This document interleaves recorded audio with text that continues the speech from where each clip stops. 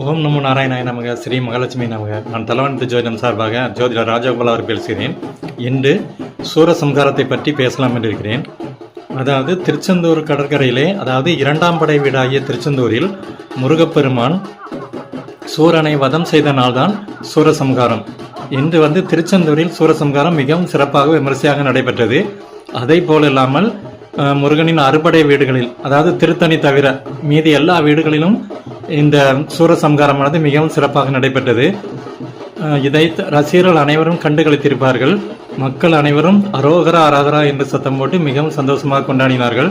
அதாவது திருச்செந்தூர் மற்ற அறுபடை வீடுகளில் இல்லாமல் திருத்தணியில் மட்டும் இது நடைபெறவில்லை. ஏன்னா திருத்தணி வள்ளியை மனம் புரிந்த இடம். அங்கு முருகர் மிகவும் சந்தோஷமாக இருப்பார். அதனால அங்க எப்பவுமே சூரசம்ஹாரம் நடக்காது. மற்ற 5 படை வீடுகளிலும் சூரசம்ஹாரம் நடக்கும். அதுவும் திருச்செந்தூரில் மிகவும் விமர்சையாக அது நடைபெற்றது. அதே போல சின்ன சின்ன ஊர்களில் கூட அந்த சூரசம்ஹாரம் மிகவும் அருமையாக நடைபெற்றது.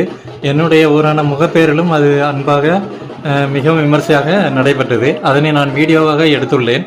என்னுடைய சேனலில் அதனை நான் வீடியோவாக வெளியிட்டுள்ளேன். அன்பர்கள் அனைவரும் அதனை கண்டு களித்து முருகன் அருள் பெறுமாறு அன்புடன் வேண்டுகொள்கிறேன். என்னுடைய சேனலை சப்ஸ்கிரைப் பண்ணவும். நன்றி, வணக்கம்.